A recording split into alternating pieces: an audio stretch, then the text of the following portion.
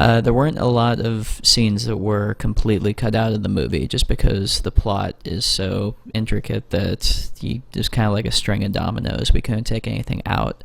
But at the same time, our first cut of the film was way too long and just felt very long. And even after we showed it at Sundance, there were sections of the movie I wanted to speed up. So most of what you're going to see here are scenes that we found creative ways to trim. This first one is in the party scene, and it's not so much of a creative trim, but it's just I wanted this whole scene to exist somewhere. This is Nora doing her entire version of the sun whose rays are all ablaze. In the final film, we cut it down to one verse, and this is the whole thing.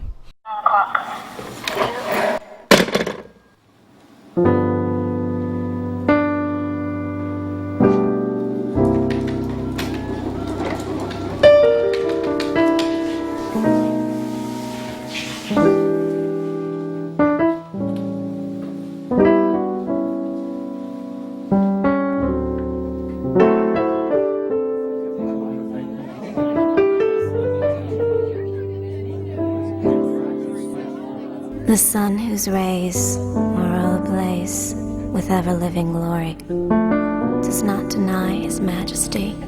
He scorns to tell a story. He don't exclaim, I blush for shame, so kindly be indulgent.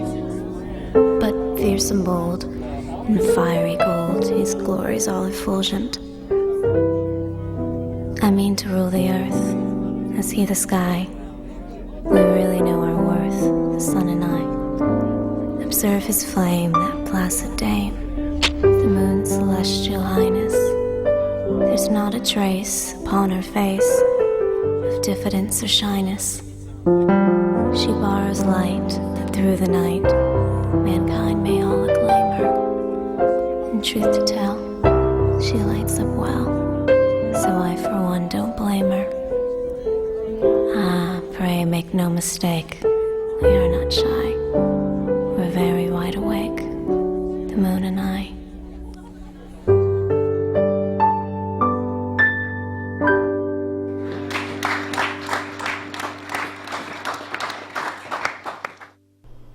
One of the interesting things I discovered in the editing process was that because this whole thing sprung from the works of Dashiell Hammett for me, and because his writing style, it's all about saying the most with the fewest amount of words possible. When I got these scenes cut together, there was nothing about them that, was glaringly bad or not working, and all the details seemed to be working fine, but then I'd find I would lift a line out or lift a couple lines out and just shorten it, trim the fat, and all of a sudden they would work much better. So this is an extended version of the scene between Brennan and Dode, and it's a good example of that, where a lot of the lines I cut out I actually really like, but they weren't strictly necessary, and the scene just kind of zips along better without them. Kara told me you know where M's at. Uh-huh. And why are you looking for M? She asked for my help. Uh-huh. Well, listen, man, I got plenty on my plate without dealing with some jilted ex. It's not about that. Or whatever it's about, act smarter than you look and drop it. Where's she at? She's with me. And right now it's the best place for her. Why don't you leave the lowlife to the lowlifers and dangle? You're on the bright side of dim, though. If I thought you had this half-handled, I'd be eating lunch. Where's she at? You better get while it's good.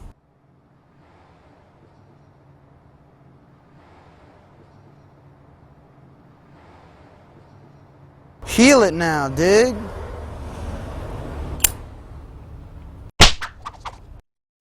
Because I had to have the movie so visually planned out going into it, in order to shoot it so quickly, the first cut of it came together really, really quick. But then we spent a lot of time cutting for clarity. We would show the movie to people, we would find the places where they were getting totally lost and disconnecting from the movie, and then we would find ways of putting little signals or signposts in to try and catch them up, or removing excess information information. And this scene is an example of that. This is a little extended scene between Brendan and the brain on the phone, and there's one little extra piece of information in it that Brendan gives at the end that we found a creative way of lifting out for the final version. Brad? He's a sap. I downed him on his field and his crew didn't bite. Now I know he's a sap, and anyone who acts like he isn't is profiting by it. It's not why I roughed him, though. For kicks? Economics. Brad's the school's biggest Jake buyer, so if this pin is behind all the selling, I just got his attention. Anyway, now it's just shaking things out. Look, you know a kid around the burg, stocky, short, white beanie, turns a black tang? I told you before, I don't know the car. Those types are a nickel a pound, but nobody I know that you don't. And Truman again, he wants to talk. Keep him off. And keep your specs on. Need to find that kid. Will do. A few months before Sundance, we went back in and did a couple of days of reshoots, and there were some specific little pickup shots I knew we wanted to get, but also there were a few things about the movie that we wanted to kind of beef up, and one of them was the relationship between Laura and Brendan. And this is a scene that we ended up reshooting, and the reshot version's in the final film. This is the original version of the scene, which visually I quite like, but it's a bit more bare bones than the other one. The sound is also unfinished on this, so it gives you an idea of what our poor sound designers were working with going into the mix. Thanks.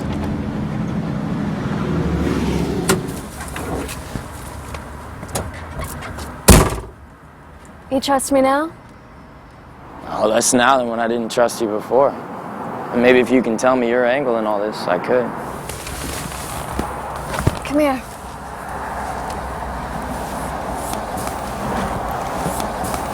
I'm on the end, top level of the tower, and I know everyone. But I don't know all that goes on. I knew Em when she was trying to get with Brad and me, and I liked her. She was smart. And that she wasn't us, and it didn't work. And when she left, she took some souvenirs with her. Dirty habit she wasn't strong enough to control, and a connection to the pen to keep him going. You with me? So far. A few months go by, and the next I hear, the pen's raging over a certain situation with some junk that Em was partial to. And it's all coming down on Em's head. So you think that Em scraped the junk off a pin? I don't know. Whether she scraped or copped or just ran her tab around the world and into her own back, it must have been grand. I've never seen the pen so hot. Well, all this helps, but it's not what I asked you. What's your angle in all this? I don't know. You know, I'm usually pretty sharp, but maybe I see what you're trying to do for him. Trying to help her. And I don't know anybody who would do that for me. Now you are dangerous.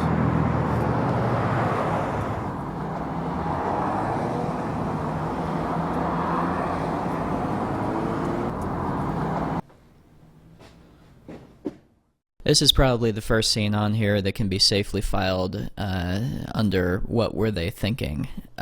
This is a weird little scene that comes on the field after Brendan confronts Dode, and he briefly passes out on the field, and originally there was this fantasy sequence where he sees Emily coming towards him. And this was in there from the very beginnings of the script. It wasn't some wacky thing that we came up with when we were drunk on set, even though it kind of looks like it. But anyway, this is a temp comp of it that I had just done at the time, and it's an interesting thing, but it was obviously one of the first things that we lost.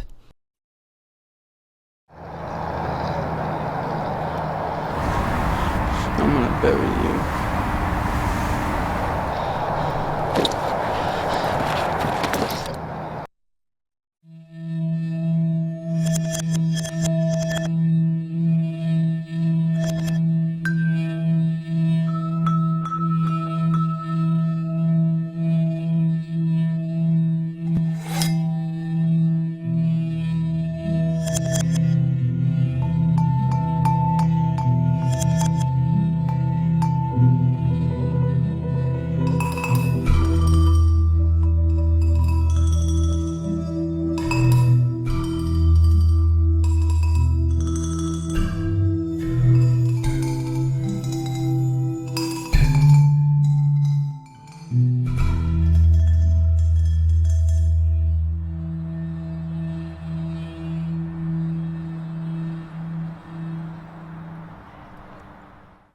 So this is the original bed scene between Brendan and Laura, and this is actually the version of it that played when we showed the movie at Sundance.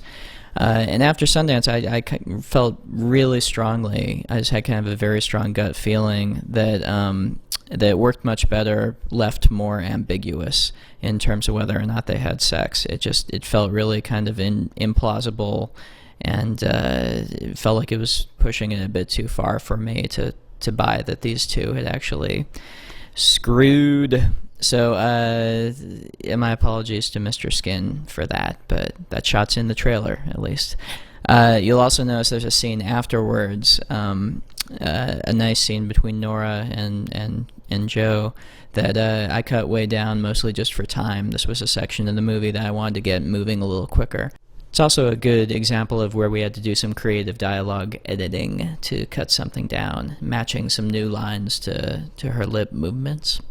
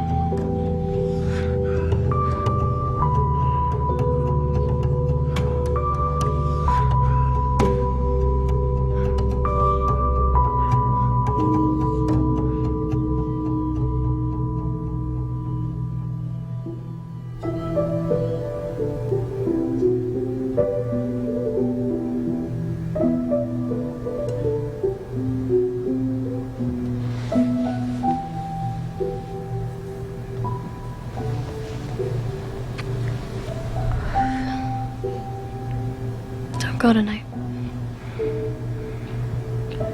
I gotta make sure everything plays out smooth. It'll play out however it plays without you there. I gotta make sure. Why? Because if there's war, I'm in it too. Well, yeah. Why don't we just run away? And go somewhere. I have a car. I have an aunt in New Orleans. She wouldn't care. Okay, I know it sounds stupid, but just think about it. I mean, what? School? Come on, family. Alright, stop.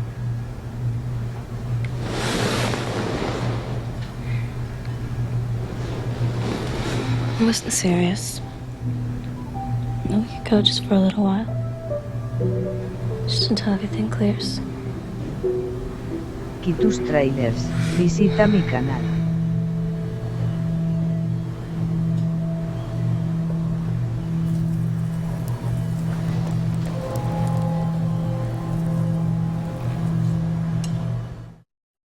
This is an extension of the mirror scene between Brendan and Kara. It was another example of just an extra piece of information that we didn't need. Originally, she tried to blackmail him using the Dode information. And this is the way it played at Sundance, but afterwards decided just to get the movie moving a little quicker and cut it.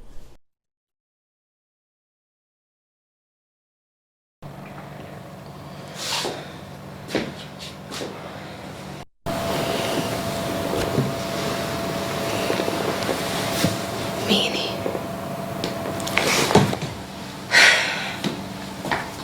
You want my tell, Brendan? I still know what Toad was selling. But I played smart. A quick call from the payphone to Cotland. They dragged the tunnel. And you would be through. 5,000. Cash. I know that you could get it from the pen, but even if you can't get it from the pen, I want it by first period tomorrow. Or I would have to play my hand and bury you.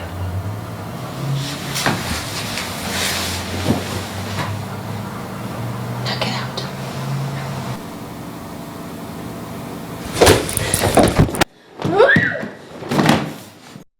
Alright, I've saved this one for the end so that you can easily skip past it after watching it for about 20 seconds. It's hard for me to imagine somebody being into the movie enough to watch this entire section. But this is the original version of the field scene. And originally this was conceived and shot as one continuous take, just in this medium shot that floated back and forth between Brendan and Nora. Miraculously, this was actually the version of the scene that was on the tape that we submitted to Sundance that got us in. Although we did a couple days of reshoots and reshot the scene before we actually screened at Sundance with the final version that's in there now. Another interesting thing was, when we originally shot the scene, the field looked like this. It was barren and muddy and really cool. When we went back 8 months later to do the reshoots, it looked like this. They had done a big project on it and laid down bright green AstroTurf. So that's actually why the final version of the scene is shot in low-angle close-ups, so that you can never see the bright green field beneath them. The sound on this is also unfinished and pretty terrible. This scene gave our sound editors quite a few headaches. And now we're proud to pass those headaches along to you, the viewer.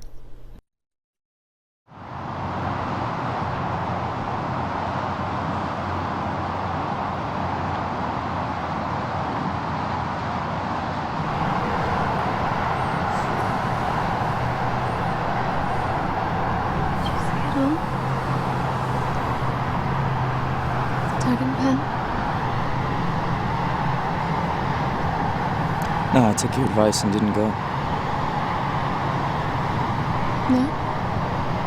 What happened? The papers say 6 dead.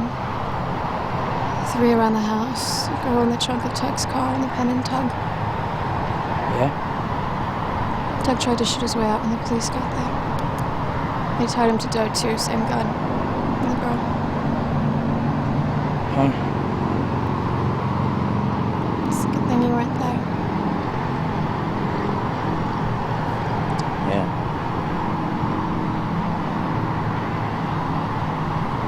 Do you think the girl was Emily? Probably. You loved her. Yeah, I did.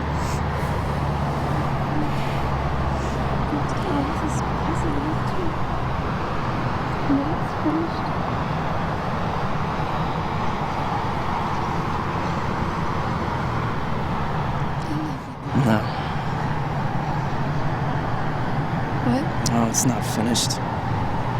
Tug pulled the trigger on it. He took the fall for it. The bulls could have found that out without me. I set out to know who put her in the spot, put her in front of the gun. And that was you, Angel. What are you talking about? It was you. Oh, you want me to tell you the whole tale? Tell it to me. I think from the top. You had your fingers in Brad Bramish for appearances. You keep him buying from the pin who you were hooked with.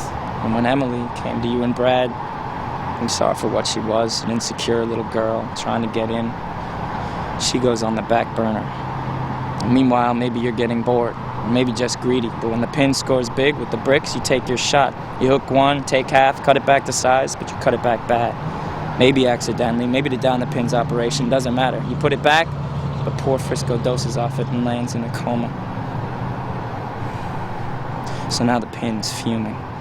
Maybe he's jealous of Brad, so he comes to Brad's crowd looking for blood, and you know trouble. There'll be war over this.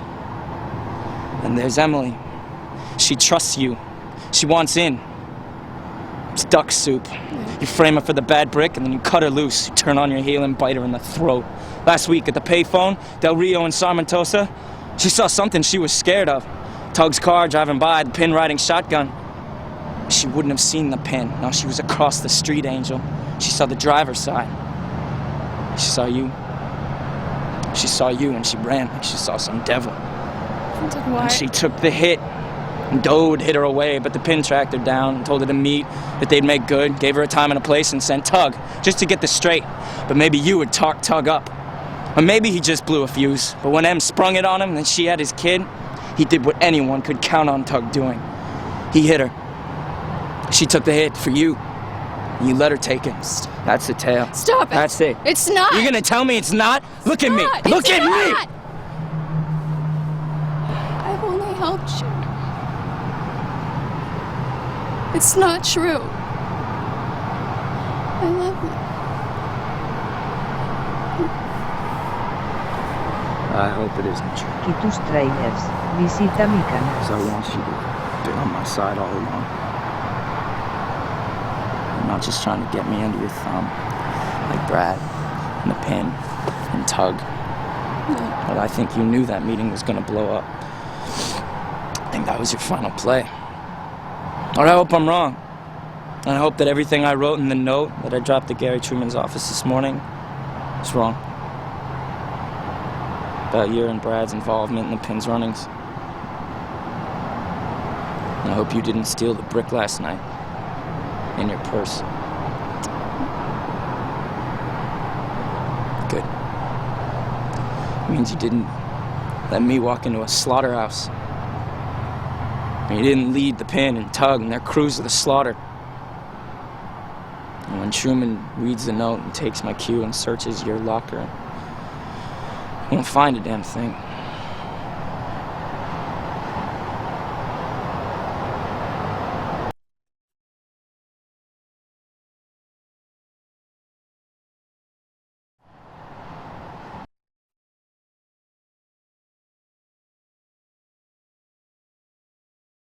Don't. It's gone.